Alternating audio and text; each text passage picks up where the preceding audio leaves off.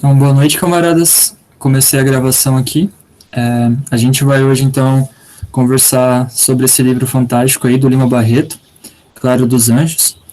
E como convidado, então, a gente tem a Flávia, que vai estar trocando essa ideia com a gente. Eu sou o Jorge Soller, sou estudante de arquitetura na Universidade Federal de Santa Catarina. Faço parte do CCRI desde o início. Então, essa vai ser a nossa primeira formação do grupo, né, desse ano. E também vai ser a primeira formação desse terceiro ciclo de discussões que a gente vai fazer. Esse grupo, o Campus Cidade Revolução, começou há quase um ano, né? Ali em 25 de março de 2020, a gente começou as nossas atividades e estamos consolidando aí cada vez mais, né? Buscando levar o debate marxista de volta para as universidades e fora dela, e para essa discussão que é tão importante para se pensar o espaço urbano das cidades, para se pensar o campo também, né? E não esquecendo sempre que essas coisas têm que estar andando juntas à pauta da revolução e do socialismo. Então, para conversar aqui com a gente hoje, a gente convidou a Flávia Aline, que ela é mestra em Sociologia e Ciência Política aqui pela Universidade Federal de Santa Catarina. Flávia, se tu quiser dar um oizinho para a galera, tá aberto. Olá, pessoal. Acho que o Jorge já me apresentou. Eu sou a Flávia, sou mestre pela UFSC. Meu campo, ele me convidou para discutir, claro, porque meu campo de pesquisa se trata sobre mulheres, exploração e tudo mais. Então, vai ser um prazer estar discutindo aí com vocês essa obra, essa tarde aí. Muito bom, muito obrigado, Flávia. Vou dar dois breves repasses aqui para vocês, que no dia 20 de fevereiro, então, a gente tem a nossa próxima formação, que vai ser Mito e Verdade da Revolução Brasileira, do Guerreiro Ramos, e a gente vai estar discutindo esse livro com o Nildorix. Então, indico que comecem a leitura já, para essa próxima formação, e já deixo como destaque aqui para a relatoria e para a apresentação a Sara Basílio para a relatoria e para a apresentação a Lohane. Vou comunicar as duas depois e, se elas não puderem, eu repasso a tarefa para algum outro membro do grupo. Também já deixo de indicativo aqui, mas eu vou ver no grupo se todos podem, uma reunião no próximo sábado, às 15 horas, para a gente discutir algumas coisas referentes às questões internas do próprio grupo, né? Então, começando agora, de fato, a nossa formação, eu convido a Gabriela Silva, para fazer a exposição breve do livro. A Gabi vai estar fazendo um panorama geral da obra, e depois a gente vai passar para a Flávia fazer a exposição pela qual ela foi convidada, e também, depois disso, a gente abre para perguntas, respostas e apontamentos sobre a leitura. Então, Gabi, está contigo. Oi, gente, boa noite. O livro lido para essa formação foi Clara dos Anjos. Ele foi escrito por Lima Barreto e foi concluído em 1922, mas ele só foi publicado em 1948. O Lima Barreto, ele nasceu no Rio de Janeiro, no fim do século XIX, né? E é um momento que o racismo e a misoginia eram facilmente visíveis, pensando que a escravidão no Brasil foi abolida em 1888, e sendo descendente de pessoas que foram escravizadas, ele conviveu com o racismo escancarado. Clara dos Anjos se passa no início do século XX, também no Rio de Janeiro, e traz um registro muito fiel da época do seu escritor. Eu vou falar um pouco, meio que um resumo do livro. O livro conta a história da Clara dos Anjos, uma jovem negra, pobre, de 17 anos, que morava no subúrbio do Rio de Janeiro e que, impedida pelos pais corujas, que era a Ingrácia e o Joaquim dos Anjos, de conhecer a vida, assim, ela acabou ficando muito ingênua porque os pais eram super protetores. Ela só pode sair de casa com uma amiga mais velha e com os pais. Então, tudo que ela conhece do mundo é por meio de canções e o que os pais contam. No aniversário dela, ela conhece o Cassi, que é um jovem de pouco menos de 30 anos. Ele é branco e tem uma condição bem melhor que a Clara. Ele é um cantador de modinhas e ele é conhecido por seduzir meninas negras, pobres e mulheres casadas. Os dois começam a trocar cartas por intermédio do Menezes, que é o dentista da Clara. E por ingenuidade do Menezes, ele não percebe a intenção do Cassi. O padrinho da Clara, o Mahamaki, ele é um grande amigo do Joaquim dos Anjos, pai da Clara, né? E ele alerta a família sobre a reputação do Cassi. Então ele meio que acaba ficando no caminho do Cassi por causa disso. A Clara ignora tudo que ela ouve sobre o Cassi porque ela acredita que aquilo sejam só boatos, pessoas falando da vida dos outros, como se fosse isso. E aí o Cassi, para resolver a questão do Mahamaki, para tirar ele do caminho, ele combina com o amigo dele de matar o Mahamaki, e assim ele faz. O Mahamaki, ele é deficiente, ele é um cara meio que conhecido pela sua lealdade, assim.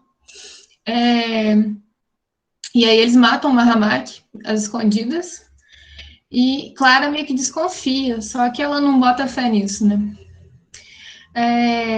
Cassi e Clara, por fim, se encontram, e logo a menina engravida. O Cassi, então, some, e Clara começa a pensar em abortar, procurando, então, a amiga dela, que era bem mais velha, né? Essa amiga acaba contando para a mãe, e a mãe decide, então, procurar a mãe do Cassi, a Saulastiana. A Saulastiana, ela é uma mulher que sempre defendeu o Cassi porque ela acredita muito que a família dela é melhor. Ela acredita, assim, que tanto pelos sobrenomes dos antepassados que ela diz ter, e por serem brancos também, ela sempre defendeu o Cassi de tudo. E aí, ela, como ouve que a família da Clara quer reparação por a menina estar grávida, ela humilha a família e diz que nunca deixaria Cassi se casar com uma menina pobre e negra, né? Nisso, Cassi sai mais uma vez impune e a Clara percebe o seu papel na sociedade, a sua posição na sociedade, né? Que ela é uma mulher pobre, negra, e meio que a história termina assim. A obra faz parte do pré-modernismo no Brasil, que é uma fase de transição entre o simbolismo e o modernismo em si, e essa fase ocorreu no início do século XX mesmo. Já é possível observar algumas características modernas, como ruptura com o academicismo e o uso da linguagem coloquial e regional, que é aparente no livro. É possível observar essa linguagem. A temática mais explorada pelos escritores do pré-modernismo são voltados para a realidade brasileira, como temas sociais, políticos e históricos. Acho que é isso, gente. Beleza, muito obrigado, Gabi. Então, passo agora para a Flávia. Obrigada, Jorge. Obrigada, Gabriela, pelo início do comentário da obra. Acho que, como a Gabriela contextualizou, Clara é uma obra que já tem mais características modernas, na verdade, do que pré-modernas, quando a gente fala em termos de literatura. Lima Barreto é considerado um dos maiores autores brasileiros, apesar de não ser tão lido quanto deveria, pode se registrar. Clara só é publicada anos depois da morte do autor, e a versão que é publicada é a terceira versão que Lima escreveu de Clara dos Anjos. Clara tem outras duas versões, todas com o mesmo fim, mas com algumas nuances distintas na obra, mas que deixam bem clara qual que é o objetivo que Lima Barreto tinha quando escreveu Clara dos Anjos.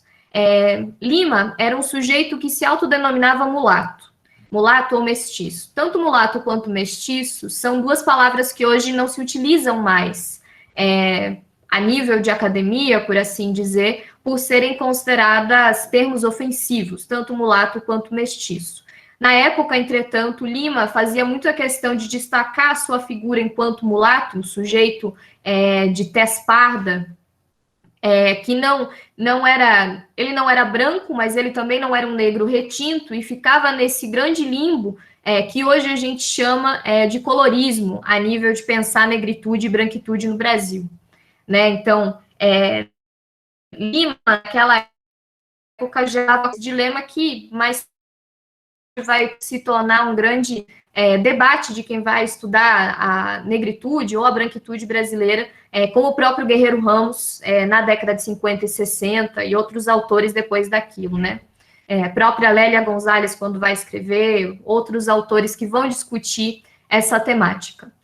Portanto, dentro da obra de Lima, a questão do negro e a questão do mulato, por assim dizer, vou pedir licença para usar essa palavra aqui, uma vez que é a palavra que Lima usa na maioria de suas obras, destacando aqui que mulato é justamente esse sujeito que habita esse limbo entre o negro e o branco, mas que não é considerado branco dentro da sociedade brasileira, mas tem, vamos colocar entre muitas aspas aqui, diferenças com negros de pele retinta. Esse sujeito é uma das figuras mais importantes dentro da obra de Lima Barreto num todo. Não só em Clara, mas em outras das suas obras também. Em Clara, essa figura é extremamente importante porque, diferente de outras obras, o protagonista não é um homem, mas é Clara dos Anjos. Clara, que é a mulata, e é justamente por ser mulher e mulata que o seu destino, por dizer, acaba sendo o concentro da obra. A figura de Clara é emblemática para Lima porque ela vai encarnar algumas das críticas que o autor vai ter à sua época, em relação às mulheres e em relação àquela sociedade, tanto em relação aos negros da época, a sua relação com o subúrbio e a relação e o que ele pensava em relação às mulheres na sua época. Lima, que era um sujeito razoavelmente conturbado, por assim dizer, extremamente crítico e extremamente vívido em relação à época em que vivia, conseguiu relatar muito bem em Clara dos Anjos a situação do subúrbio e a situação das mulheres na sua obra. Clara é, portanto, um retrato do que é a situação da mulher negra, abre aspas, a mulher de cor parda na sociedade brasileira daquele momento, e que não vai mudar muito da década de 20 para o momento atual, sofrendo, entretanto, algumas agudizações de acordo com o tempo histórico em que as coisas vão se passando. Clara, no entanto, relata, entra primeiramente no que Lima vai colocar, que é a crítica à ausência de uma educação a mulheres que se tem nessa época, e o que é a hipersexualização da mulher mulata naquele momento. Na primeira parte, Lima já era um grande crítico da falta de educação de mulheres, e ele vai colocar isso ao longo de Clara em diversos momentos. Ele considera que a educação da Clara é precária, não só porque ela não vai ter uma formação por si só, como também a torna ingênua para o mundo a qual ela está vivendo. Como uma mulher que existe no subúrbio, a única coisa que ela tem é a família e as ilusões de amor que são passadas para ela, tanto por outras amigas, tanto pela educação que recebe, e ela não tem qualquer outra ambição que não seja o casamento. Lima retrata isso de uma forma bastante irônica, quase, e dá uma ênfase bastante grande ao casamento na obra. Nesse sentido, e não só nessa, né? Em Policarpo Quaresma, outra da obra de Lima, a questão do casamento também é bastante emblemática para suas personagens, e não é à toa. O casamento naquela sociedade é a única saída que uma mulher pobre, de classe média, vai ter para uma vida razoavelmente estável, mesmo que o próprio Lima, em outras das suas crônicas e contos, vai colocar que essa estabilidade não passa de uma grande ilusão construída simplesmente porque não existe outro caminho para as mulheres daquela época que não seja o casamento. Uma mulher não vai poder ter uma profissão honrada, porque não é permitido a elas que trabalhem, a não ser que elas sejam casadas ou viúvas, ou mesmo outras, é muito difícil que elas se encaixem em alguma situação que possa realmente manter, que não seja o emprego, e o casamento se torna, assim, a única fuga de sustentação que essas mulheres vão ter nesse momento. Algo do qual Lima Barreto vai criticar com bastante veemência. Porque ele considera que o casamento não é mais do que uma transação comercial, o que de fato ele é. O casamento nesse momento, e dentro da sociedade patriarcal estabelecido, o casamento é o único caminho que mulheres têm, uma vez que elas não têm outra opção de estabilidade naquela sociedade. Portanto, ele critica a educação que Clara recebe a essa submissão, não lhe dando qualquer outro caminho que não seja esse. Dessa forma, ela acaba presa a uma série de idealizações românticas que não encontram qualquer substância na realidade, uma vez que ela, enquanto mulher e negra, não vai ter as mesmas chances, por assim dizer, e ele deixa isso bastante claro no livro, que qualquer mocinha romântica teria. E aí a diferença de Clara para outras das moças românticas da obra de outros autores, que vão no final. Seja Senhora, de José de Alencar, ou outras das várias mocinhas da literatura, que são mulheres brancas e caracterizadas dessa forma, Clara não tem seu final feliz, e Lima deixa isso bem claro, que é devido à sua origem de classe e devido à cor da pele que Clara tem. E aí, a condição de classe que a Clara habita é determinante para a existência que ela tem, tanto o espaço que ela habita dentro da cidade, quanto o espaço que ela vai habitar dentro da sociedade.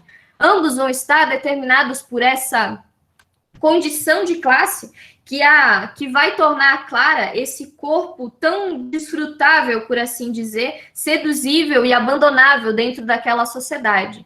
O que separa mulheres de bem das mulheres que podem ser desonradas é a condição de classe e também a raça que elas vão ter dentro do contexto dessa sociedade.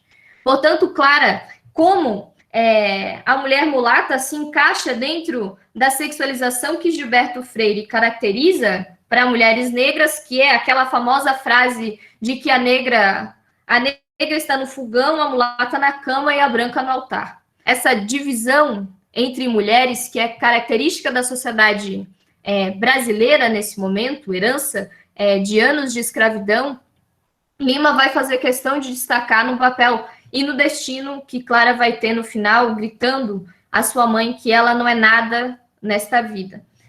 E, obviamente, que quem desgraça a Clara é o sujeito branco e burguês, que não só que está ali retratado na figura de Cassi, que apesar de ser um sujeito falido, o espaço social que ele habita e a cor de pele que ele tem vão ser determinantes para que ele desgrace Clara e saia impune dessa forma. Clara, como a mulher negra dentro da sociedade, não é mais do que uma propriedade a ser usufruída e descartada dentro das relações sociais que estão ali estabelecidas. Como a mãe de Cassi deixa bem claro, quando ela é cobrada diversas vezes pelas diversas mulheres que foram destruídas por Cassi. Não é simplesmente...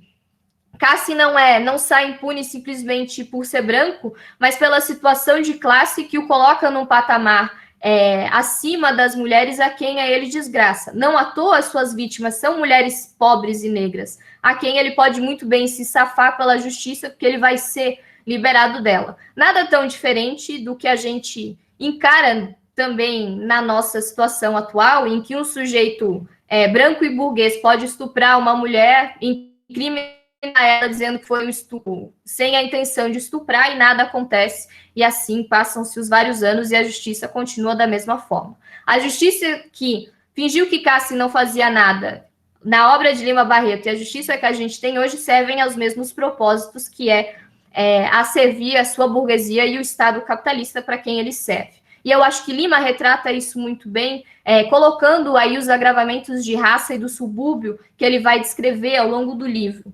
Por isso ele é tão crítico do casamento e das relações que são da educação para esse fajuto amor romântico que ele coloca.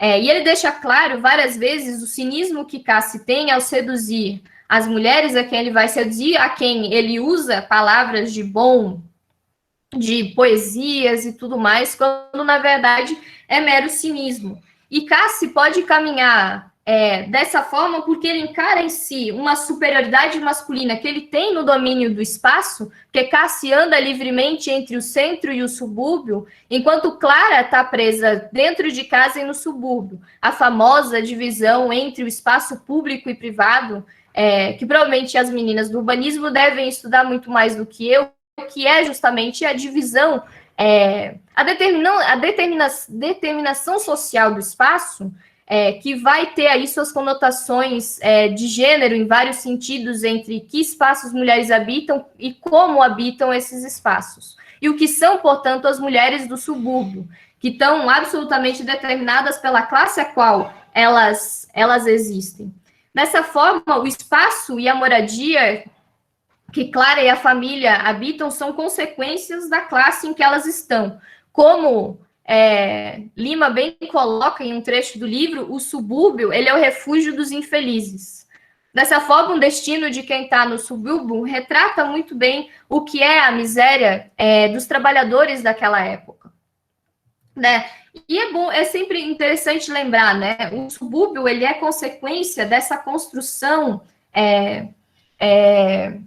capitalista da cidade que separa a burguesia e os trabalhadores, cada um para cada canto. Tem, obviamente, a ver com a expulsão rural do campo, as consequências da escravidão, que nunca teve uma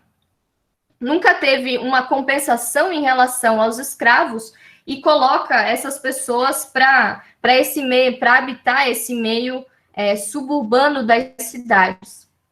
A escrava portanto, uma consequência da escravidão, e não à toa, os sujeitos que habitam o subúrbio, como Lima vai descrever, são majoritariamente negros e mulatos, como ele vai colocar ao longo da obra. E não só, né, negros e mulatos com algumas características bastante específicas que retratam sua condição de miséria, né?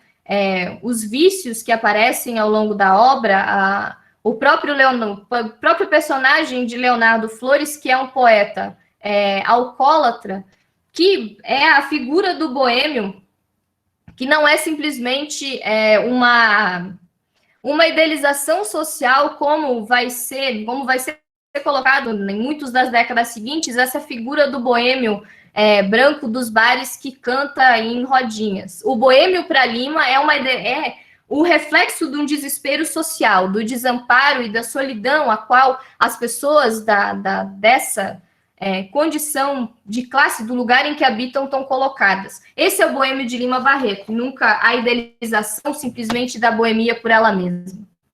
Né? Dessa forma, o subúrbio para Lima é esse espaço de segregação, e é da onde ele vem, da onde ele coloca a sua crítica à branquitude, por assim dizer, que vai aparecer não só dentro de Clara, com figuras odiáveis como Cássia ou a própria Salustiana, mas também em outros aspectos da obra de Lima Barreto, como o ódio profundo que ele nutria por Barão do Rio Branco, ou as feministas brancas da época, como Berta Lutz e Leolinda Daltro, que são duas grandes feministas da época, por quem Lima tem profundo desprezo, e deixa isso bem claro em várias das suas obras. Dessa forma, voltando para Clara, o que Lima vai colocar dentro dessa demarcação social é essa situação da mulher do subúrbio como essa figura desfrutável. E ao longo da obra, justamente porque a única coisa que mulheres pobres têm nesse momento, e que vão ter ao longo dos vários anos que vão se passar, e eu colocaria muitos pontos de interrogação na situação delas atualmente, que essa situação a mulher pobre tendo seu próprio corpo apenas como valor, que é justamente a situação do trabalhador que tem em si apenas a sua força de trabalho. Dessa forma, a mulher detém apenas o próprio corpo, por isso o casamento é justamente o contrato sexual na qual ela vai estar primeiramente inserida, quase antes do contrato de trabalho, e dessa forma essa propriedade que o sujeito homem que tem a sua força de trabalho vai poder ter e se apropriar como uma compensação pelo fato de que ele não tem nada além da sua própria força de trabalho. Dessa forma, mulheres são essa propriedade de compensação dos homens, e o casamento é justamente o contrato que oficializa isso dentro da sociedade capitalista, para a formação de prole, para todo o resto que a gente já conhece dentro de uma sociedade capitalista e patriarcal. Dentro de Clara, ele coloca isso dentro da divisão de Clara, que é justamente esse corpo que vai ser apropriado e depois abandonado. E a crítica de Lima, a ingenuidade na qual Clara foi colocada, é também uma crítica às políticas burguesas, às políticas feministas, que ele chamava de burguesas da época, que, segundo ele, nunca olharam para a mulher operária da época, tampouco reivindicaram melhores condições de ensino para mulheres. Tampouco falavam sobre o oxiricídio, que era o crime, hoje a gente chama de feminicídio, né? Na época se chamava de oxiricídio porque é o crime de quando um homem assassina a sua esposa. Colocado dentro desse contexto específico do sujeito que assassina a própria esposa. Lima era um grande crítico do fato de que em várias das suas outras crônicas ele vai apresentar isso, desde Uxoricidas e a Sociedade Brasileira, Lavar a Honra Matando, e outras das crônicas que ele vai escrever, ele vai citar temas desse tipo, porque ele coloca em foco a questão da mulher em mais de um momento, além de Clara. E Clara é a personagem fictícia que ele cria, ele expressa algumas das suas preocupações justamente sobre essa questão de honra, que não deixa de aparecer dentro do movimento feminista brasileiro, ou em outras autoras da época, do qual Lima é um grande crítico justamente por limitar e condenar mulheres, especialmente pobres e negras, à profunda miséria, uma vez que elas tenham sido desvirginadas, por assim dizer. Dessa forma, existe uma divisão classista, obviamente, classista, entre as mulheres, que separa as mulheres burguesas e as mulheres pobres, de que lugares na sociedade elas vão habitar. E, obviamente, que, embora o casamento seja esse espaço em que mulheres burguesas vão estar inseridas, para mulheres pobres ele vai ser a única opção, e é disso que Lima vai criticar. E, justamente, Lima vai criticar isso não só porque é uma condição que está colocada no subúrbio naquele momento, mas também porque é uma condição da qual não se tem colocado uma forma das mulheres escaparem daquilo naquele momento. Mesmo quando elas tentam escapar de um casamento, elas são muitas vezes condenadas à morte pelos seus companheiros, e Lima vai retratando isso ao longo de outras obras também. E, obviamente, isso se conecta com o espaço que essas mulheres habitam, porque são espaços de miséria. Lima apresenta essas perambulações, por assim dizer, entre o centro e a cidade de Cassi e outros dos seus companheiros, e ali também ele expressa essa marcação social dos personagens de acordo com o lugar que eles vivem. O subúrbio é esse lugar onde moram os infelizes e desgarrados, e o centro da cidade está reservado aos que ainda detêm alguma honra, que está também marcado pela cor da pele desses sujeitos. Cassi, mesmo sendo branco, em vários momentos do livro ele se coloca dessa forma, acaba se identificando muito mais com o subúrbio do que com o centro da cidade. Ainda assim, e justamente por isso ele é recebido como um rei no subúrbio, pela sua pele branca, e por isso acaba passando como um sujeito bom, dentre todos os momentos, como cantador de modinha e tudo mais, em vários dos momentos do livro, e ele passa por esse sujeito bom, capaz de seduzir as mocinhas, tanto por ser branco, tanto por vir de uma família que tinha sobrenome. E essa divisão por sobrenomes são tanto determinantes na cidade quanto na zona rural, né? A gente conhece muito bem as oligarquias que ainda dominam as cidades, sejam a que a gente habita, seja o Rio de Janeiro, que é da onde Lima está escrevendo. Assim, acho que é importante colocar, acho que finalizando, para a gente talvez começar aí o debate, ver que questões podem surgir para a discussão. Acho que uma das coisas que Lima vai colocando ao longo da obra, que é importante de destacar, é também essa relação da mulher com o espaço público, e que vai ser permanente até hoje, para a gente se questionar de qual é o espaço da mulher dentro desse espaço público, por assim dizer, e a mulher que se torna pública dentro desse espaço. Dessa forma, acaba subordinada ao espaço que socialmente é determinado a ela, e a gente cria aí os grandes espantalhos que habitam mulheres e que, de várias formas, não foram dissolvidas ao longo do tempo, que é a esposa recatada, dona de casa ou a puta, que habita os diferentes espaços e que, para Lima, ele vai colocar de forma bem clara, é a consequência para várias das mulheres negras que são seduzidas e que não podem casar e acabam, portanto, caindo no mundo da prostituição. Um mundo que não é nada glamourizado na obra de Lima Barreto, nem de ninguém daquela época, uma vez que é um destino que nenhuma das mulheres queriam. Algo que se difere bastante de algumas das discussões que a gente tem em relação à prostituição dentro da esquerda hoje, né? E justamente acho que o ponto final para tratar, que é a atualidade de Clara, não simplesmente porque a situação da mulher negra não mudou tanto de Clara até aqui, mas porque a nível de ensino a gente continua condenando várias Claras à miséria e ao vexame público, por assim dizer, em vários espaços. Porque a gente continua criando casses, e uma vez que existem tantos casses na sociedade que a gente vive, é porque a gente continua educando muitas Claras. Justamente porque as mulheres operárias continuam vivendo no subúrbio e trabalhando. Agora elas trabalham, diferente do que era a situação de Clara, mas ainda estão submetidas a uma série de condições de precariedade. Desde longas horas de trabalho, a ausência de condições de gestão pública do Estado até a prisão hoje em dia, né? Lembrando que o encarceramento de mulheres que são majoritariamente negras pulou em 10 anos para um aumento de mais de 700% no Brasil, né? Que e são majoritariamente mulheres negras e mulatas das periferias do Brasil.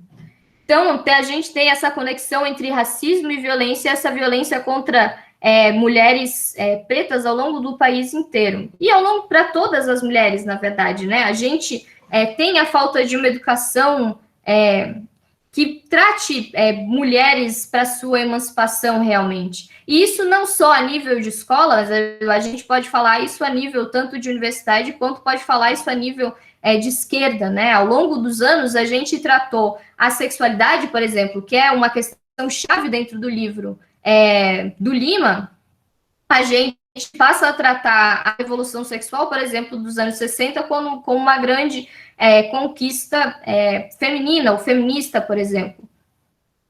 E, relembrando a obra de Lima, provavelmente o autor colocaria muitos pontos de interrogação na chamada revolução sexual, que é tão celebrada da década de 60, mas que não emancipa mulheres em praticamente nenhum sentido, a não ser dentro de uma grande falácia de um liberalismo de esquerda, por assim dizer.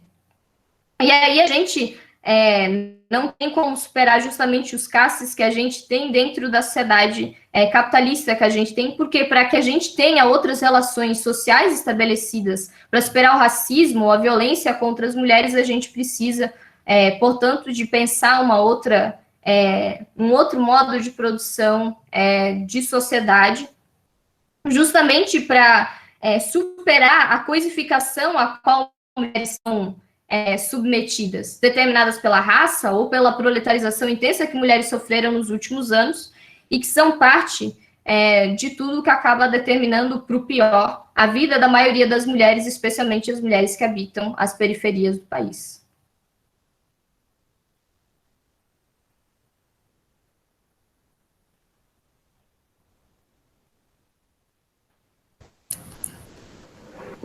Beleza, Flávia, concluiu então, né? Isso. Muito obrigado, Flávia. Obrigado aí pela primeira exposição. Obrigado também por estar conversando aqui com a gente. Então, agora a gente abre para o debate. Então, se alguém tiver algum apontamento para fazer ou alguma dúvida que quiser tirar, está aberto para inscrições. Vou aguardar alguns segundos aí até alguém se manifestar aí no chat.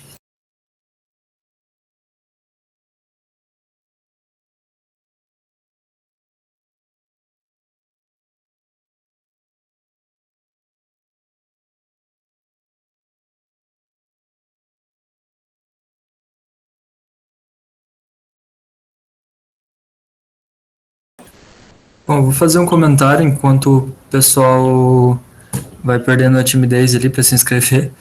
É, mais voltado para a localização, para o contexto no qual se insere a obra, né? Que é ali o Rio de Janeiro, nesse período dos subúrbios, né? E, e quero fazer esse comentário como uma forma de fazer uma ponte com uma leitura que a gente fez no início do ciclo anterior, que foi o Curtiço, né? Então, as duas obras se passam no Rio de Janeiro, e as duas obras estão retratando, embora em datas diferentes, problemas sociais muito parecidos, assim, né? Lógico que tem questões obviamente distintas, mas as questões urbanas, as questões espaciais são bem parecidas, enquanto a precariedade do local que se vive, das doenças que se proliferam pelo espaço urbano e da própria qualidade de vida de se viver dentro do espaço que eles vivem, né? Mas o que é importante de ver é que a partir do realismo que o Lima vai colocar nessa obra, é possível perceber o processo pelo qual está passando o Rio de Janeiro naquele momento, que é essas transformações que vinham, né, buscando desenvolver a cidade, desenvolver a ela para que de alguma forma ela pudesse ampliar e expandir os processos de troca e os processos de produção de mercadoria. Então, a primeira coisa que eu acho muito importante da gente pensar ou debater é que essas pessoas, esses trabalhadores que estão inseridos nessas periferias, nessas favelas ou nos subúrbios, que vão surgir, vão se concretizar cada vez mais nesse momento, diferente do que se debate hoje no campo da esquerda, principalmente na questão do espaço urbano, e que é ainda uma teoria bem hegemônica, eles não se tratam ali de pessoas que estão marginalizadas do centro do debate da coisa, né? Não são pessoas que estão excluídas, são pessoas que dentro da lógica do capitalismo estão fazendo parte exatamente como a lógica é para ser.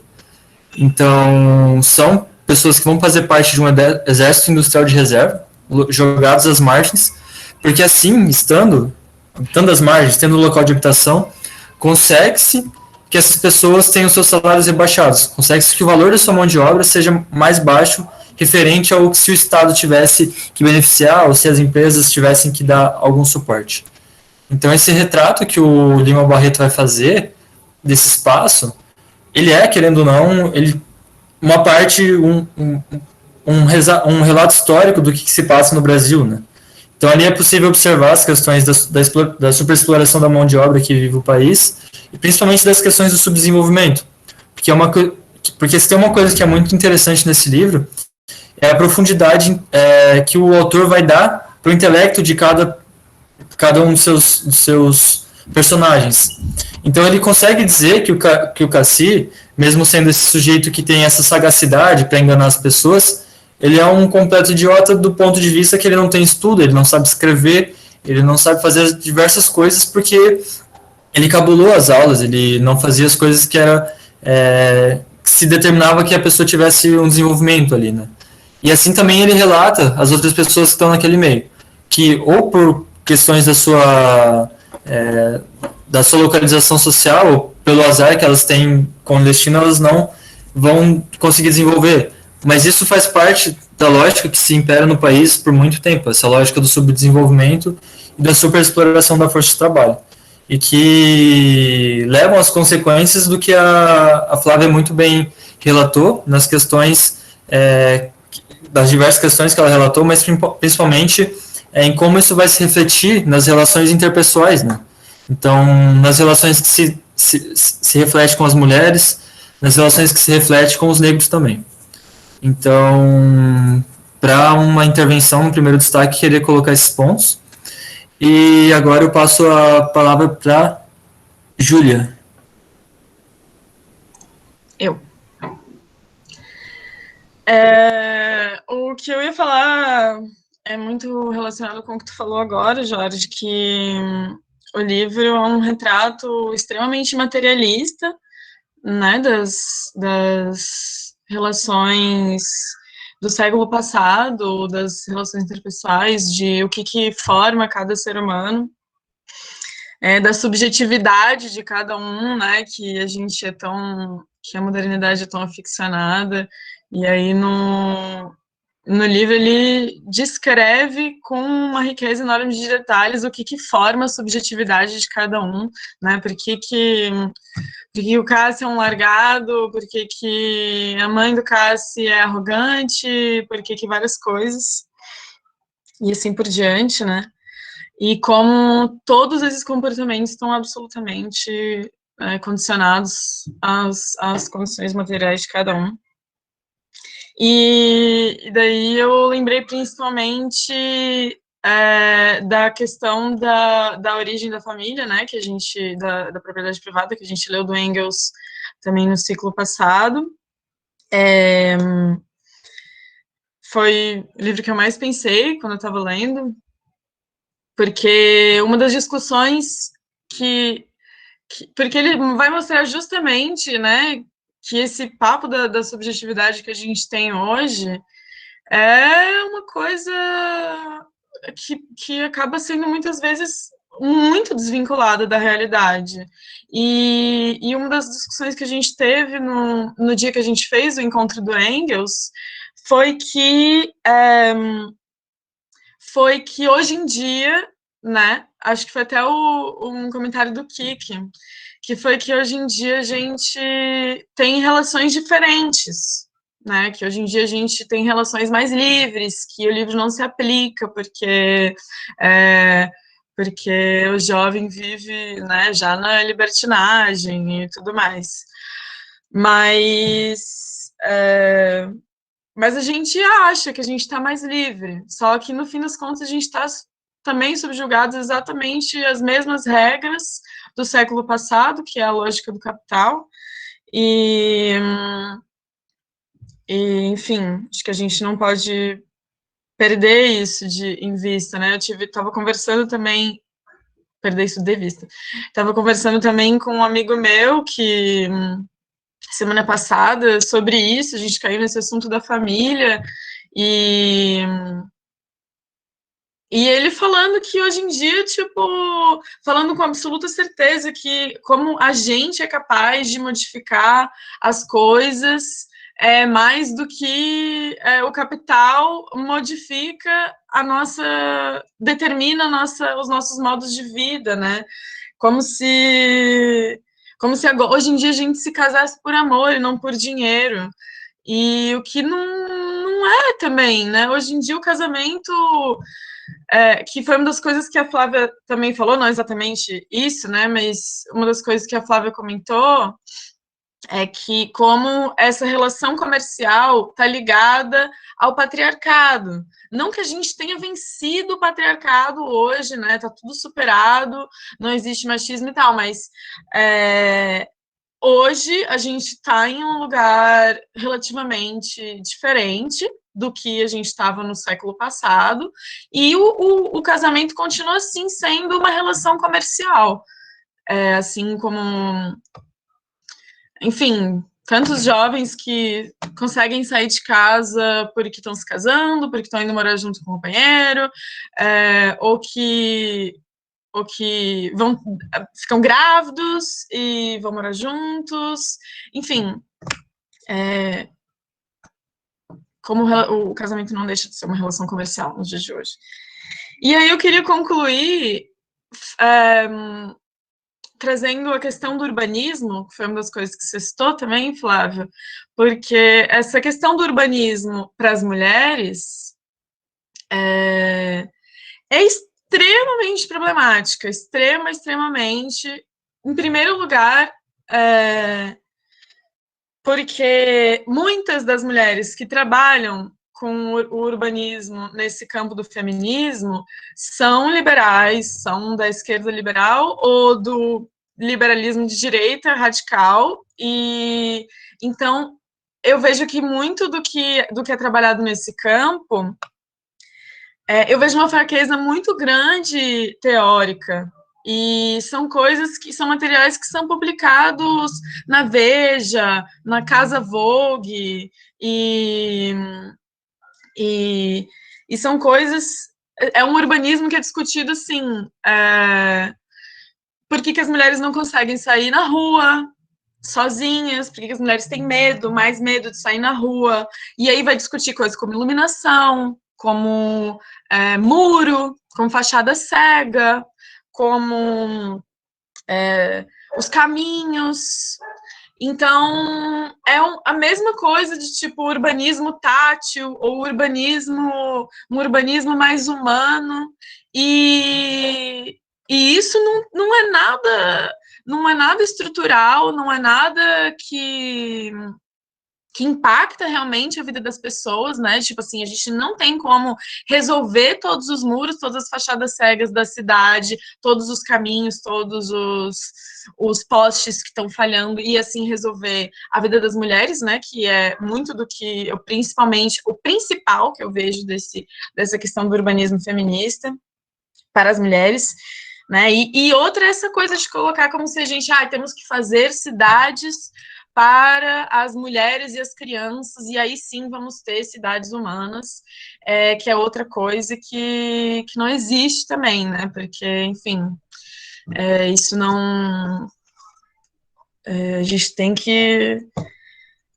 Como é que a gente vai fazer uma cidade anticapitalista, né? Como é que a gente constrói uma cidade anticapitalista dentro do capital, né? Isso não existe. E aqui eu concluo. Legal, Gil, valeu. Flávia, tu quer retomar alguns pontos aí? A Virginia lançou uma questão ali no chat, então se tu quiser responder ou quiser retomar alguma dessas coisas que a gente comentou, e aí a gente abre para um próximo bloco depois da tua fala, pode ser? O que você acha? Pode ser. Sobre a pergunta da Virgínia, eu até pesquisei sobre isso, né? Como foi a recepção do livro, uma vez que ele foi lançado novamente, mas não encontrei muito sobre. Vi que, como outras obras dele, ele foi lido, um ou outro comentarista revisou e afins, mas Lima, no geral, nunca teve assim um. Ele até foi lido, bastante comentado, ele é bastante estudado, até pode-se dizer, mas ele não tem um grande destaque na literatura brasileira como outros autores, né? Ele é bastante marginalizado, são poucas das obras dele que são conhecidas, inclusive, e inclusive tem obras, tem vários das obras, comentários dele acerca de diversos temas que nunca foram, por assim dizer, bem mais considerados tanto quanto deveriam, né? Por exemplo, dentro da temática das mulheres, que foi o que eu pesquisei assim mais sobre o próprio Lima, ele tem pelo menos umas quatro crônicas sobre, pelo menos mais duas obras em que ele vai discutir mais centralmente essa questão, né? E tem Numa e a Ninfa, por exemplo, em que ele joga com a ironia da personagem da Gilberta, insere ali no meio uma crítica a uma das feministas da época, que é a Leolinda Daltro. Ele coloca ela como uma das personagens para quem ele vai ironizar, como nos Brusundangas ele ironiza com a cara de Barão do Rio Branco. E em outros textos ele já vai para algumas temáticas mais sérias, especialmente no que toca o feminicídio, a qual ele vai ser profundamente contra. Em algum momento da vida ele disse que foi convidado a um júri em que ele acabou absolvendo um uxoricida da época, e que depois ele se arrepende e volta e reescreve várias vezes sobre a temática, tanto do divórcio quanto do assassinato de mulheres.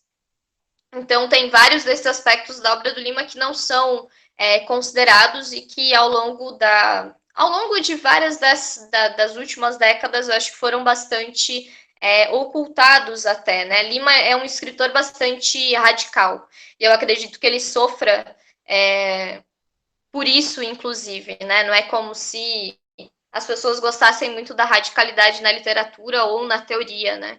O pessoal vai resgatar agora Guerreiro Ramos, que é outro autor negro brasileiro que também não é lido, é um grande sociólogo brasileiro, mas que também não é lido, não é estudado, nem nada do tipo.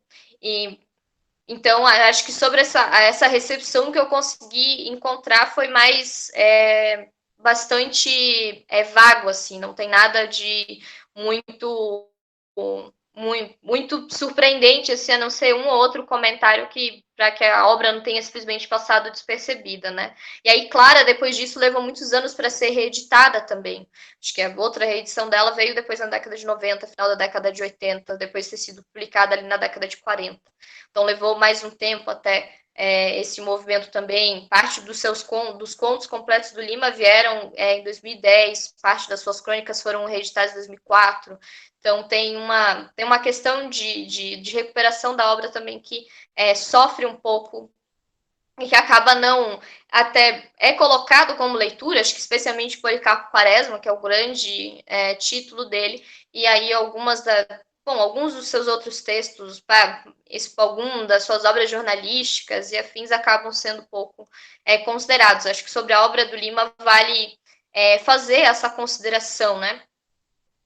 Como de outros autores também dá para fazer, né? Tem mulheres da mesma época do Lima, ou pouco depois, que também vão sofrer do mesmo problema também, em relação a não terem suas obras lidas, nem reeditadas, ou tudo isso. Em relação ao que a Júlia falou, eu fui até atrás de pesquisar, repesquisar, na verdade, algumas das mulheres que falam sobre urbanismo e feminismo, a própria Linda McDowell, que, se eu não me engano, é famosa dentro do campo, e, de fato, eu não achei nada de muito substancial, né? Acho que talvez vocês possam aí começar um trabalho nesse sentido, porque, de fato, a discussão sobre a mulher e a cidade fica justamente no limite da mulher e do direito à cidade, e que acaba sendo justamente uma série de debates sobre corpo livre e todo o resto que vem dentro dessa bancada, mas que não fala das questões mais importantes do que é realmente o direito à cidade, que são, pensando, por exemplo, o espaço em que Lima Barreto habitava, que é o Rio de Janeiro, seria discutir coisas muito básicas de estrutura urbana, que não tem. Para quem conhece o Rio, sabe que uma vez que você vai para a periferia, a estrutura urbana acaba na maior parte dos lugares.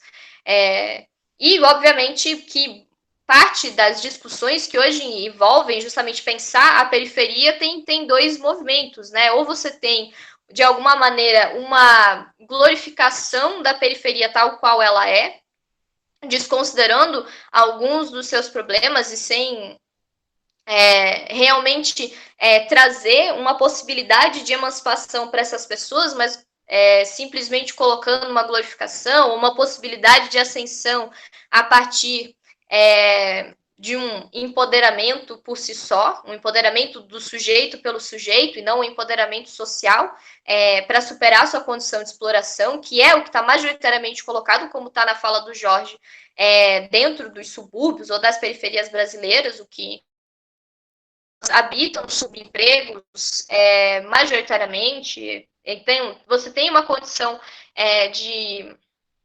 de superexploração em relação a essas pessoas bastante grande, e quando a gente geralmente vai falar do direito à cidade, a gente não...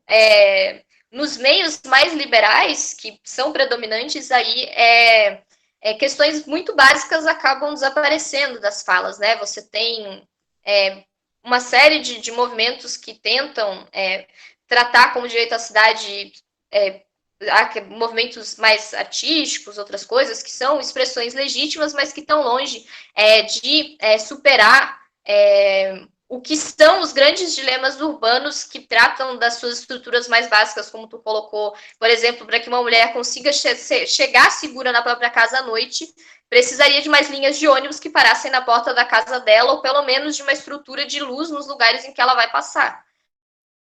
Sem isso, não tem como uma mulher se sentir segura voltando para casa de noite. Mas isso é desconsiderado e é colocado tudo simplesmente na conta de uma proteção individual, ou então na construção de sujeitos como Cassi, né? Cassi, se eu não me engano, se chama, Cassi que chama. Eu vi várias vezes tratado como Cassi, vi que Jorge falou Cassi, mas fiquei na dúvida agora em relação ao nome do sujeito. E a gente acaba jogando dentro desse dilema do que é a forma com que mulheres habitam a cidade. E aí, recorrentemente, a gente tem esse aspecto da violência, né? E aí, figuras como a de Cassi voltam a aparecer. A sedução, ou a violência, o próprio estupro dentro das cidades, afins, essa constante violência que aparece e que, de alguma maneira, a gente parece nunca encontrar solução, porque do problema cultural em que isso está colocado e que não responde a tudo e não explica, obviamente, tudo que a gente precisa discutir quando a gente quer falar de um sujeito como foi Cassi. Tem uma...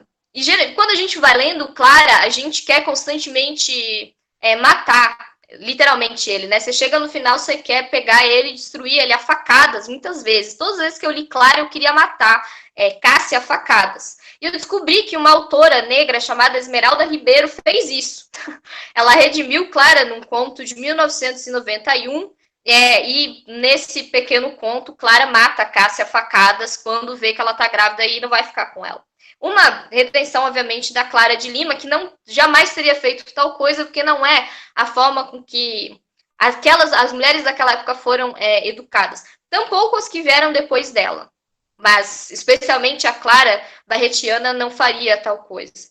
Mas aí a gente sempre, né, pensando sobre isso, a gente sempre escapa nessa questão cultural ou do desejo de uma vingança, a própria questão que aparece do feminicídio, quando todas essas questões, tal qual os dilemas que habitam a relação subúrbio-centro, as relações de estrutura urbana, estão perpassadas por algo muito maior, que um modo de produção que está colocado, como Lima bem vai deixar claro, dentro das subjetividades das pessoas e nas relações intrapessoais que elas desenvolvem.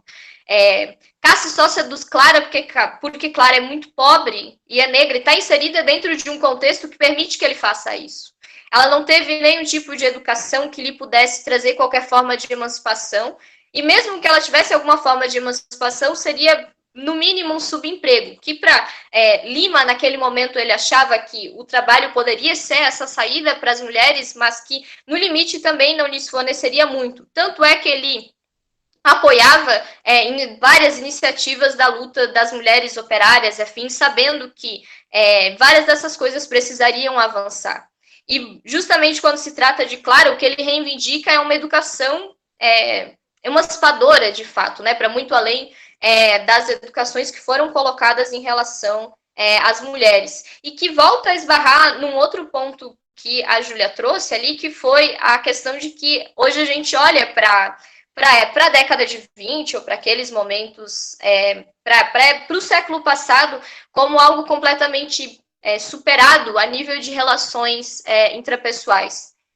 A gente pensa Clara, por exemplo, e a forma lasciviosa que Lima propositalmente escreve os olhares que se dirigem a ela, e que a gente sabe que não está superado, e que hoje ganhou uma expansão, inclusive audiovisual, muito maior. No Brasil, a forma de pornô mais consumida é de mulheres negras e de mulheres, o termo novinha, por assim dizer, majoritariamente de mulheres negras, por assim dizer.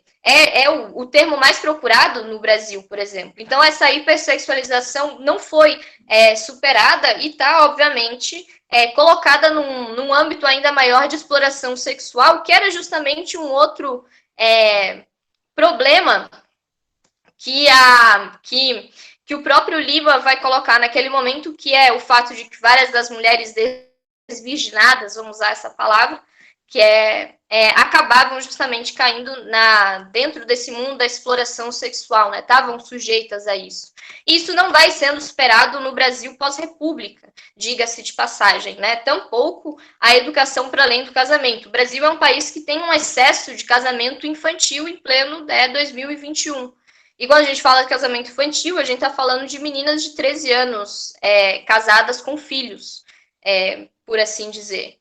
A gente tem um número muito grande de mulheres prostituídas na cidade inteira, um número muito grande de mulheres traficadas, prostituídas forçosamente e tudo mais. E um mercado inteiro baseado nisso, que Lima já denunciava na década de 20 e que não vai deixar de ser uma realidade nos anos atuais, porque a gente não supera as relações mais essenciais que permeiam aquela época e a nossa, que são as relações de subdesenvolvimento e de exploração capitalista, que permeiam, obviamente, as cidades, que se aprofundam no processo histórico e que vão ganhar novas dimensões dentro dos novos modos de produção, obviamente, e que vão continuar aí perpassando a vida das mulheres, especialmente a vida das mulheres negras, agora com outros agravantes, de prisões e tudo mais, como o próprio dilema do encarceramento que tem se colocado nos últimos anos também. Então, acho que isso também a gente pode pensar, quando a gente pensa, Clara, que qual o nível de superação que a gente teve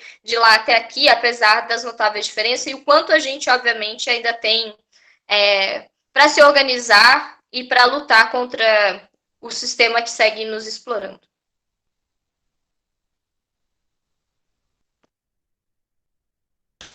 Maravilha, Flávia, muito obrigado. Júlia, pode seguir. Eu vou vou continuar comentando sobre a questão do urbanismo, gente. Se alguém quiser propor aí alguma outra questão antes disso.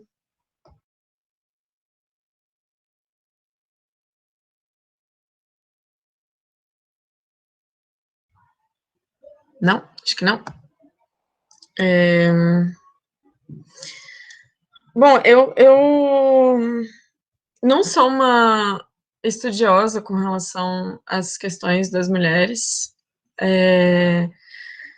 mas umas coisas que tu colocou sobre ser um campo que a gente tem aí para explorar, né, a questão da relação da mulher com a cidade, eu tenho amigas, até tenho amigas que fazem, que na Universidade de Brasília, que estudam a relação da mulher com a arquitetura, com o urbano, mulheres pretas, mulheres brancas, estudando a relação, inclusive, da mulher preta com o espaço urbano. E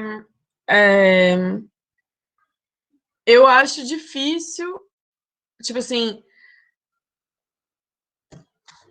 na verdade pode, né? Pode ser estudado, eu ia falar que eu acho difícil essa linha tocar nas questões fundamentais do espaço urbano, mas não é tão difícil assim, né? É só tocar, porque o problema é que quando você segue nessa linha do feminismo, do urbanismo e a relação com as mulheres, acaba se caindo muito por diversos motivos nas intervenções que a gente pode fazer na cidade. Então, porque você quer resolver esse problema. Você quer resolver o problema da mulher não poder sair sozinha. Então, tipo, essa questão da iluminação e dos ônibus, por exemplo, não é um problema das mulheres. É um problema do capital, da exploração do trabalhador. Faz parte aí da...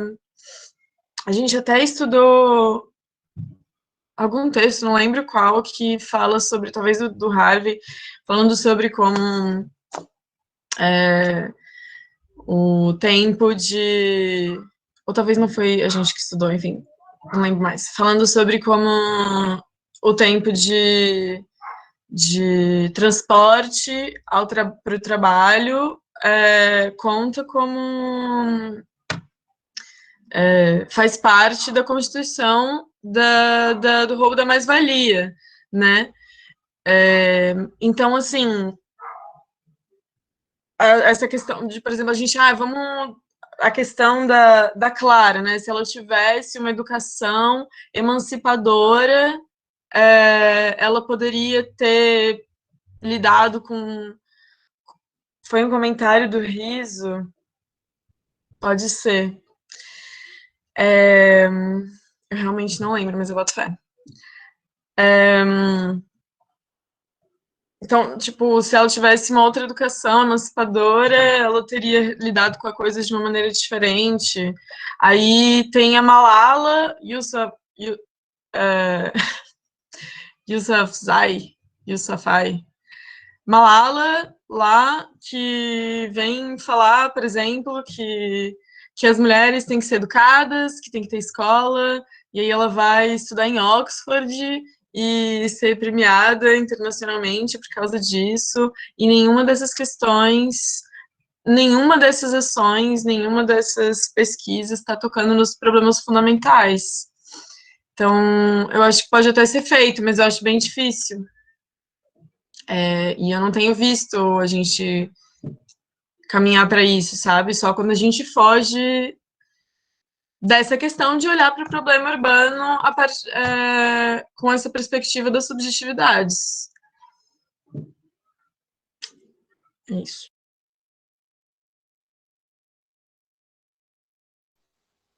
Jorge, eu posso fazer só um comentário? Tu quer colocar alguma coisa? Não, pode seguir na fala. Acho que só comentando o que a Júlia comentou, assim, acho que era basicamente mais ou menos isso que eu tinha comentado, assim, eu não acho que aumentar no campo do urbanismo, assim, tipo, pensar as relações feministas com o urbano vai fazer uma grande diferença, tal como, apesar de Lima reivindicar, por exemplo, e bater muito na tecla do ensino da Clara, e nas outras versões que ele escreveu de Clara dos Anjos, Clara tinha outras formações. Na primeira versão que ele escreveu de Clara, o pai dela a mãe dela era viúva, ela podia sair, tinha mais liberdade, trabalhava, tinha uma profissão, mesmo assim ela acaba seduzida, engravida e acaba da mesma forma.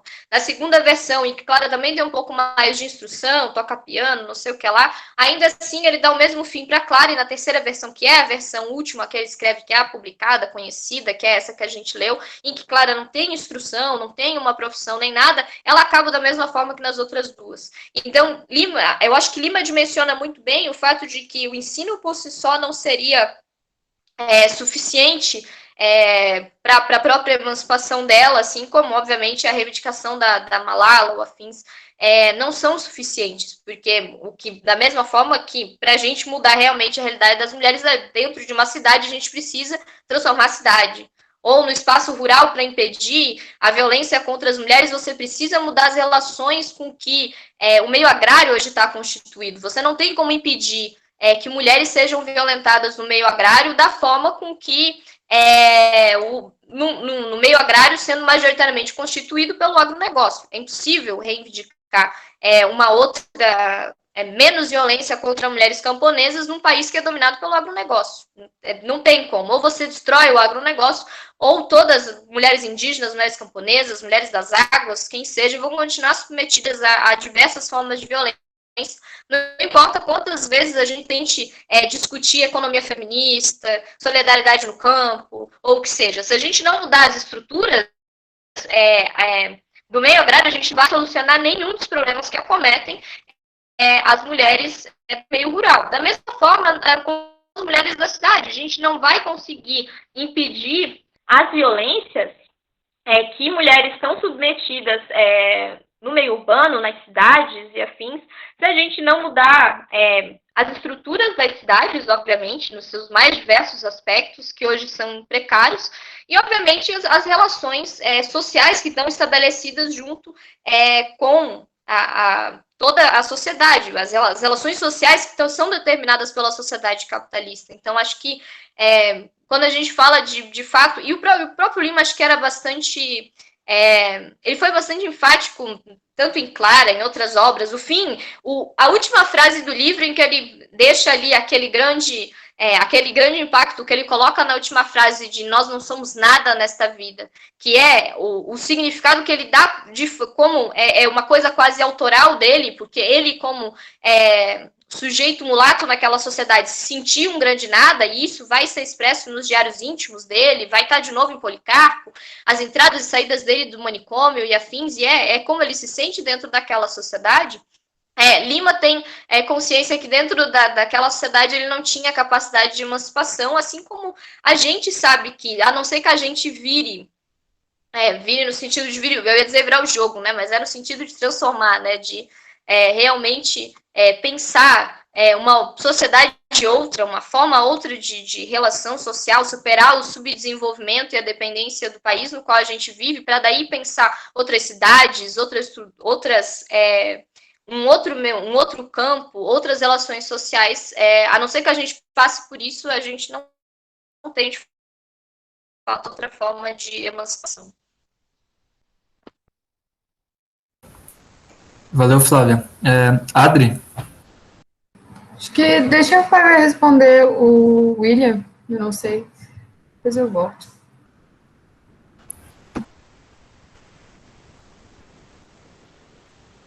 Pode ser, eu sugiro que tu comente, o Adri, porque daí eu acho que dá o tempo da Flávia fazer a leitura ali do que ele falou e preparar uma resposta, talvez.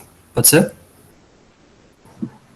Não, eu ia, antes dela, estava me inscrevendo na hora que a Flávia começou a comentar, e eu ia realmente tocar no que ela falou também, né? O quanto essa discussão no urbanismo, na realidade, ela tenta remediar o problema, porque ela não toca em nenhum momento na reprodução do machismo.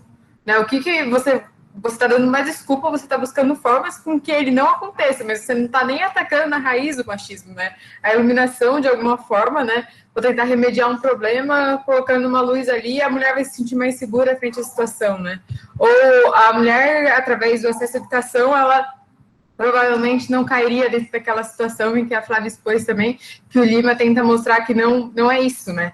Eu achei uma passagem do que o Lima escreveu, que o Cassi, ele preparava todas as condições, e como a mulher, ela consentia, né, ele não sentia moralmente culpado, né? Então, tá sempre naquele conflito, ele preparando as condições para que a mulher não se sentisse, para que ele não se sentisse culpado, né? E eu até pensei em várias relações com que a gente tem da realidade, né? O quanto a gente não é forçado a determinadas relações justamente pelo capital impor a gente, né? A gente tem que vender nossa força de trabalho e a gente não tem escolha sobre isso, mas dentro do próprio capital faz com que essa relação pareça, por meio de um contrato, consentida, né? E ela é consentida. Eu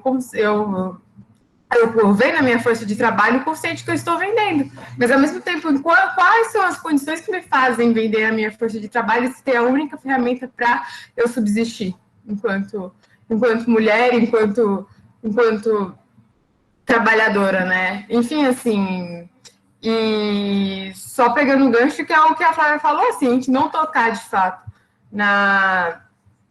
no que faz com que se reproduza as condições que a gente toma essas ações, né, nada vai mudar, né? E eu acho que esse exemplo ainda do urbanismo é mais absurdo ainda, porque a pessoa não está em nenhum momento atacando ou combatendo o machismo concretamente, né? O que ela, colocar uma luz, vai combater o machismo, de fato, né? Ela não está em nenhum momento mudando estruturalmente o machismo. Né? Porque o homem ele vai continuar, se ele estiver defrontado de uma possibilidade que faça com que ele produza violência, ele vai produzir, né? Então, enfim, assim, é só algumas coisas, e a mesma coisa a educação também, né? Que a Flávia também colocou muito bem.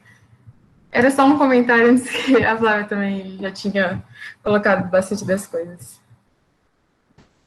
Beleza, Adri, muito obrigado. Flávia, tu quer retomar, então? Vocês estão me ouvindo agora? Sim. Tá.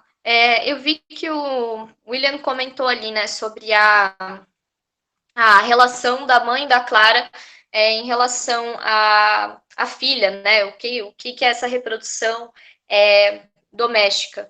Ali, eu acho que a Engrácia, ela é uma reprodução proposital que Lima faz daquele momento das relações de mãe e filha, mas também das relações de senhor e escravo, né? A Engrácia, em vários momentos, tipo, ele cita, foi criada por uma mãe preta, não tinha pais e tudo mais, e foi criada para ser essa mulher doméstica, e ela cria Clara dentro do espectro da religiosidade, portanto, é um grande símbolo que guia a criação de Clara, é a Virgem Maria, um grande modelo de santidade, pureza, virgindade, que são justamente as palavras, os adjetivos que Lima usa para descrever Clara, né? Quando ele vai descrever a Clara, ele coloca ela como meiga, simples e modesta, que são os adjetivos mais religiosos possíveis para as moças da época, que são justamente as réplicas da Virgem Maria, né? Sempre meiga, modesta e tudo mais. Então, a Engrácia é essa representação da mãe religiosa, ela própria é um modelo de maternidade, por assim dizer, que está criando a filha para reproduzir o mesmo sistema no qual ela existiu e acha que a filha vai continuar existindo. E, de fato, ela é alienada da relação com a própria filha. Porque dentro das relações domésticas, da mesma forma que o sujeito que está trabalhando numa fábrica está alienado do seu trabalho, dentro de casa, mulheres também estão alienadas do trabalho que fazem ali, seja em relação ao trabalho doméstico, seja em relação à educação dos próprios filhos, seja em relação a si mesmas, né? Mulheres vão ser alienadas do próprio corpo, por isso também elas são tão facilmente seduzíveis e manipuláveis também, porque mulheres não são ensinadas no mais básico sobre o próprio corpo. No próprio corpo, ou em várias outras coisas, e dentro das relações domésticas, a mesma alienação em relação ao trabalho doméstico e na relação com os filhos está colocado. A mulher, dona de casa e esposa, ela está criando o perfeito trabalhador ou a perfeita esposa que vai continuar reproduzindo aquele modelo de sociedade. E ela não necessariamente está consciente daquilo. Ela reproduz aquilo porque foi a forma com que ela foi ensinada a fazer daquela forma. Portanto, a Engrácia ela está apartada da Clara. E ela não teria outra opção a não ser a forma com que ela criou a Clara, porque ela não foi ensinada de outra maneira. E isso Lima vai colocar em outras relações com outras mulheres, né? O que é a relação que a esposa do Leonardo Flores tem com ele, de que apesar de lidar a vida inteira com um marido alcoólatra e afins, ela se orgulha do marido, dá tudo dela para manter ele feliz, dá tudo, se orgulha de ser a mulher dele e tudo mais. Não é simplesmente porque ela está feliz, mas a resignação que Lima coloca na figura dela, na figura da mulher, tem uma outra personagem, que é a mulher de um amigo do Cassi, que também aparece. Antes ela usava bons sapatos e depois do casamento ela está constantemente aos remendos. E a conformação dessas mulheres não é simplesmente Lima apresentando para quem está lendo mulheres conformadas, mas apresentando especialmente a conformação que mulheres eram educadas a ter uma vez dentro do casamento. Porque agora elas não eram mais donas de si, e a única coisa que elas tinham era o trabalho doméstico. E elas não eram donas de si, pertenciam ao marido e só estavam, portanto, reproduzindo a sua prole, que mais para frente elas iriam ajudar a se tornar bons trabalhadores, mulheres boas esposas, e assim sucessivamente ao longo dos anos. Porque foi isso que as relações do capital fizeram com as relações de família. Vocês leram Engels, imagino que, além de Engels, outros autores foram tratando isso ao longo do tempo, que é justamente esse núcleo privado em que as mulheres vão passar a existir, que vai formar esses novos exércitos de reserva, novos trabalhadores, novas mulheres, para continuar reproduzindo o modelo do capital e o modelo do capitalismo patriarcal. Sem essa relação do trabalho doméstico e dessa resignação das mulheres a esse espaço, não é possível que se crie de outra forma. Por isso que autores revolucionários não vão deixar de dar ênfase na importância das mulheres dentro da revolução, a importância de tirar a mulher de dentro dos trabalhos do lar, simplesmente, e trazer elas para a esfera em que elas possam existir. Não que elas possam existir, não simplesmente existir para fora, né, mas no sentido de que elas se engajem, estejam presentes se vejam presentes na Constituição e na formação social. Isso vai ser, Lenin vai escrever sobre isso, outros autores vão colocar isso de forma bastante enfática em alguns dos seus textos. E aí, daí se coloca um dilema de que a gente vai ver, por exemplo, mulheres anos, nos anos seguintes e afins, mulheres da classe média, para assim dizer, mulheres pobres sempre trabalharam, né? Ali nos subempregos que sempre habitaram, elas já estavam trabalhando dentro daqueles entremeios pouquíssimo valorizados, marginalizados, cheios dos estigmas da época e afins, e mais tarde o trabalho feminino vai se tornar algo extremamente naturalizado. Todas nós hoje somos proletarizadas. Mas o que acontece nesse processo da transição da mulher, que nunca, diga-se de passagem, a mulher pobre nunca existiu só no espaço doméstico, mas ela sempre foi a esposa, quando a mulher passa dentro de um contexto social a existir como a esposa e a trabalhadora de forma ainda mais pública, você não tem nenhum processo de desalienação da mulher em relação ao seu trabalho doméstico. Porque mulheres continuam sendo as responsáveis por esse trabalho, ao passo que elas são responsáveis também por ganhar seu próprio sustento, e elas só acabam duplamente exploradas, duplamente alienadas e de forma mais inserida dentro das relações capitalistas, lutando para reproduzir sua própria condição de vida, vender sua força de trabalho, e voltando para casa e reproduzindo ali o trabalho de reprodução da vida, também geralmente alienado daquele trabalho na criação dos filhos e do trabalho doméstico.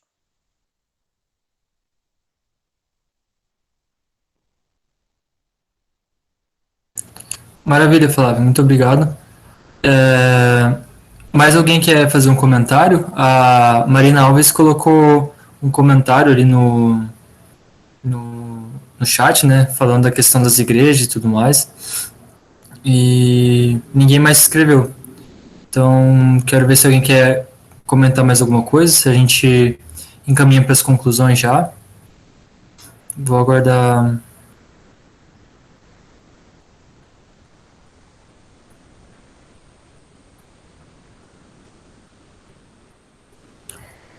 Flávio, tu quer fazer algum comentário sobre essa última colocação que a Marina lançou ali no chat?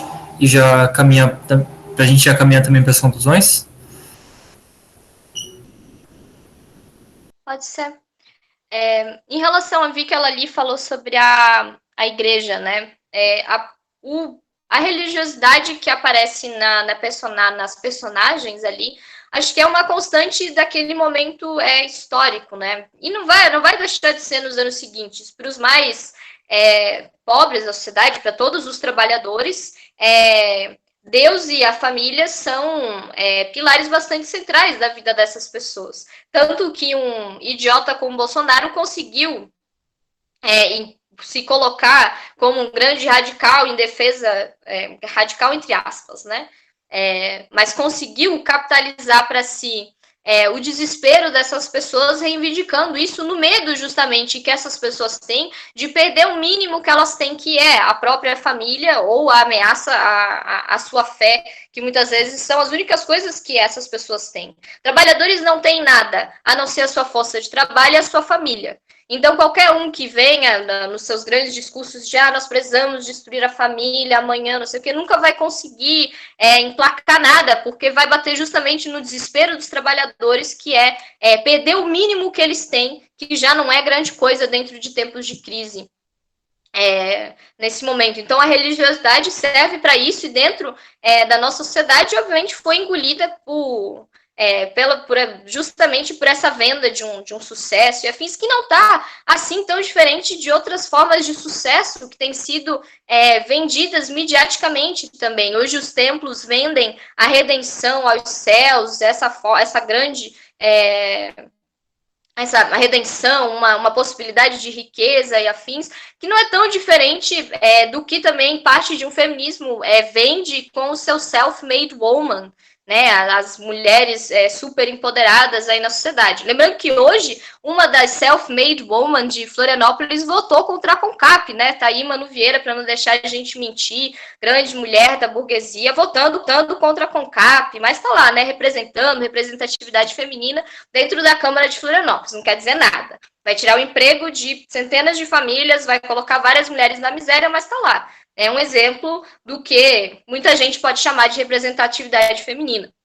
Então, todas essas grandes falácias que são colocadas muitas vezes pela igreja e afins também habitam esse grande limbo que a esquerda, de alguma maneira, também não consegue preencher, porque não apresenta nenhuma saída para o povo, não apresenta nenhuma grande utopia, não apresenta perspectiva de libertação para o povo, alguma saída, assim como para as mulheres também acaba não apresentando, e a gente acaba num grande limbo em que novas religiões, uma série de qualquer novo discurso, coachings e afins, qualquer coisa vai habitando esse espaço de desespero que vão habitando a vida dos trabalhadores e trabalhadoras nos seus dia a dia, especialmente diante de uma crise de desemprego, de subemprego e de tudo mais que vem acontecendo.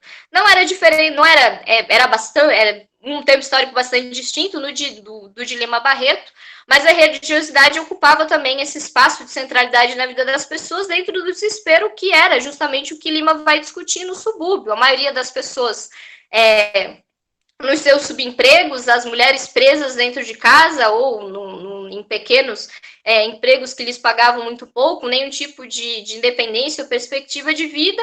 Aos homens restava a bebida, às mulheres restava a missa dos domingos. Cada um tinha a sua própria forma de vício e a sua própria alienação nesse sentido.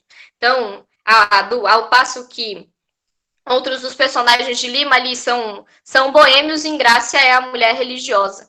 Então, não são diferentes aspectos do mesmo desamparo social que está bastante colocado aí a classe trabalhadora brasileira, tanto para Lima Barreto, tanto para nós hoje em dia, e que a gente deveria lembrar tão bem, constantemente, quanto Lima Barreto lembrou, e a gente deveria fazer o mesmo trabalho de estar constantemente relembrando sobre isso e não simplesmente jogar para os cantos e fingir que não está acontecendo e falar de ou um empoderamento vazio que não vai acontecer, a não ser que a gente subverta a ordem do capital e vença justamente tudo que está colocado contra a gente, a exploração e os trevosos novos tempos que virão com toda a crise que está colocada contra a gente. Então, acho que para encerrar um pouco a fala e fazendo jus ao que foi Lima Barreto, né? Clara dos Anjos não é uma obra simplesmente... É uma obra fantástica, mas não é uma obra simplesmente de parede, né? Lima, com todas as suas obras, tinha um objetivo muito claro de conscientização social com as obras dele. Ele era um autor de denúncia, era um radical da sua época. Então, Clara esse alerta, especialmente quando ele fala sobre mulheres, e a passividade da personagem dentro da narrativa não é simplesmente machismo do autor, mas justamente a ironia dele em relação ao que é a situação das mulheres naquele momento, e que eu, de novo, botaria ponto de interrogação se não é a nossa ainda hoje, considerando os lugares em que a gente habita. A gente pode ter uma série de lugares de representatividade, habitar espaços públicos, virar juízas, ou ser Luísa Trajano da vida, e ainda assim tá submetidas aos diversos castes da vida, a violências, a tudo mais, a Kamala Harris e afins, e ainda assim vai estar submetida à ordem do capital, à exploração diária e à proletarização que está colocada contra nós. Então, a única forma da gente emancipar mulheres, como Lima deixava bem claro, e outros diversos autores vão deixar bastante claro, é a gente conseguindo se organizar, continuar lutando e fazer jus às obras dos grandes autores como Lima, que é justamente pensar o país que a gente tem e superar o desenvolvimento que corrói as nossas entranhas diariamente e conseguir criar um país para além de tudo isso. Um país que não seja de brusundangas, como ele vai falar em outras obras, né? Mas um país realmente para além da dependência do subdesenvolvimento, que é o Brasil hoje. Excelente, camarada, muito bom mesmo. Pensei em alguma coisa aqui para fazer esse encerramento, mas eu acho que foi completamente contemplado pela tua fala. Então, quero agradecer a ti por ter dedicado esse... Perfeito, né? Com chave de ouro. Quero agradecer a ti, então, a ter dedicado esse tempo para conversar com a gente, trazer esses teus estudos, essas tuas colocações que são tão importantes para explorar questões que vão além dessa obra que a gente leu e que às vezes a gente não consegue enxergar, né? É um debate muito importante para a gente fazer e continuar fazendo, de pensar a questão da mulher, de pensar a questão do negro, de pensar a nossa relação na cidade, na sociedade, a questão do campo, a questão da cidade, mas pensar o nosso objetivo principal, o nosso objetivo final, que tem que ser a revolução. dentro do Brasil, a gente tem que pensar as características da Revolução Brasileira. Então, é abandonando os vícios que a esquerda liberal insiste em alimentar, é resgatando Marx, é pegando nessas coisas que vão na raiz dos problemas que a gente consegue dar uma saída diferente a esse vale de lágrimas, né, que a gente está inserido. Então, agradeço muito a ti, agradeço a todos. Não sei se alguém quer fazer uma fala final, ou quiser agradecer alguma coisa. Se não, vamos ficando por aqui e até o próximo encontro. No mais, a gente vai conversando pelo grupo. Abraço, pessoal. Fiquem todos bem e até a próxima.